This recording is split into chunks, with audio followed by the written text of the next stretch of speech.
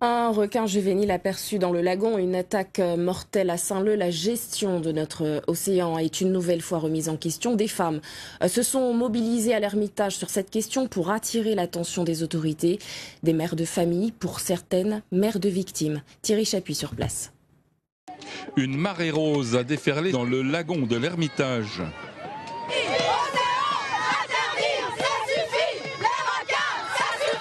Ce sont des mamans, des sœurs, des amis qui ont peur.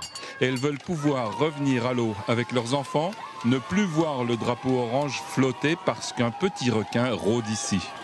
Ça fait des années qu'on dit que les requins bulldogs vont être dans le lagon.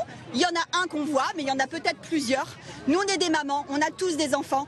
On n'a pas envie que demain, il y ait un narwal qui se fasse manger en corde et en plus dans le lagon. Donc là, il faut se réveiller. J'étais à Maurice il n'y a pas longtemps, les Mauriciens, ils rigolent. Ils disent, mais les réunionnais, mais qu'est-ce que vous faites ? Ces mamans, elles, veulent envoyer un message clair et ont des revendications très précises.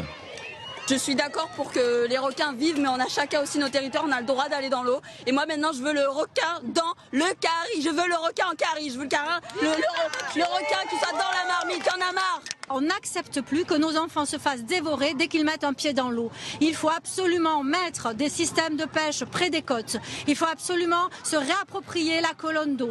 Il faut absolument que la Réunion retrouve son océan, car nous sommes une île. Pour d'autres, au-delà du risque, se pose un problème d'éducation. On ne pourra pas éduquer les enfants à protéger l'océan puisqu'ils ont peur de celui-ci.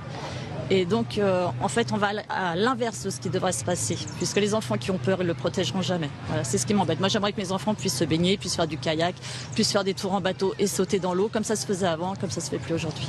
Au milieu de ces femmes en colère, le silence assourdissant de 3 mamans, celles d'Elio, Alexandre et Adrien, 3 jeunes victimes. Elles sont venues soutenir cette manifestation.